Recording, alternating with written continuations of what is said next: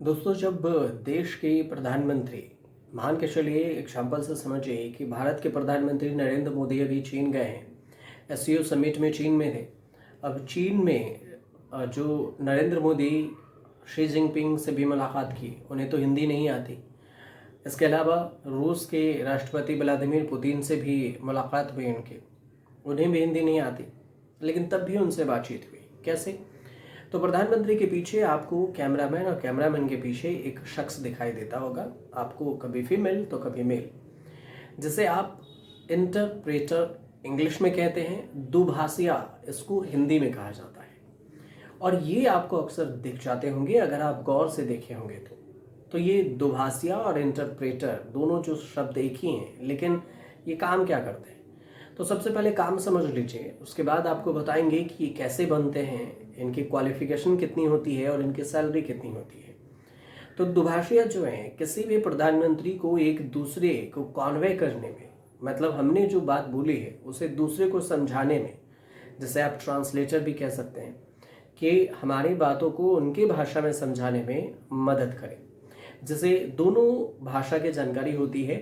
और अगर प्रधानमंत्री हिंदी में भी बोल रहे हैं तो चाइनीज को चीन में और रूस को रशियन भाषा में समझाया जा सके, तो ये दुभाषीय होते हैं। और जैसे ही पीएम ने बोला, उनकी बात को साथ साथ पैरेलली समझाता है और तभी एक दूसरे नेता के पास ये बात समझने जाती है। और फिर अब सीरियस जिस हिसाब से जो बातचीत होगी उस हिसाब से रिएक्शन होगा। तो ये अब आप ये भी समझिए कि आप इसमें काम कर सकते हैं। अगर मन कर रहा हो तो आप कैसे काम करेंगे? अगर सोचिए कि आपका मन हो कि ऐसा ही करना, तो पीएम में जो दुभाषिया है, इसकी जो नौकरी है, ज़्यादातर इंटरप्रेटर का जो चयन है विदेश मंत्रालय के द्वारा होता है, जो मिनिस्ट्री ऑफ एक्सटर्नल अफेयर्स होते हैं उसके द्वारा इसके चयन होती है। और इसके लिए जो योग्यता है, उसकी योग्यता बैचलर की डिग्री मिनिमम होती है।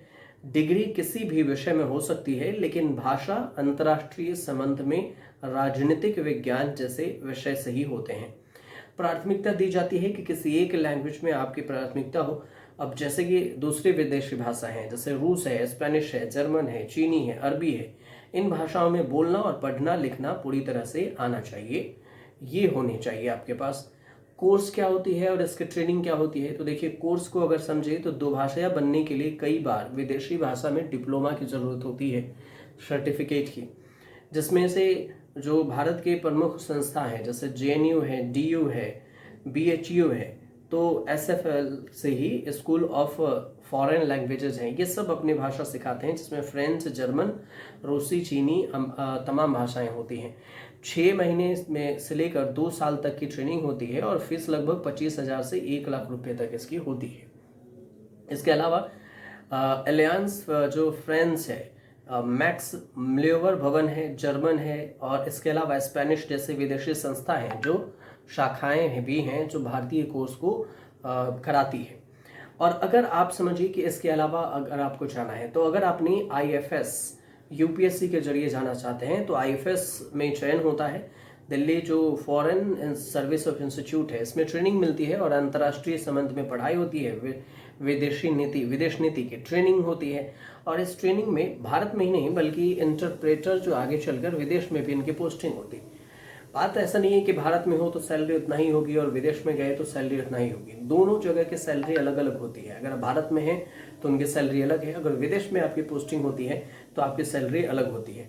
आईएफएस अगर हैं और उनकी जो विदेश में पोस्टिंग होती है तो 7वें वेतन आयोग के हिसाब से ये सैलरी 56,100 रुपये प्रति माह होती है।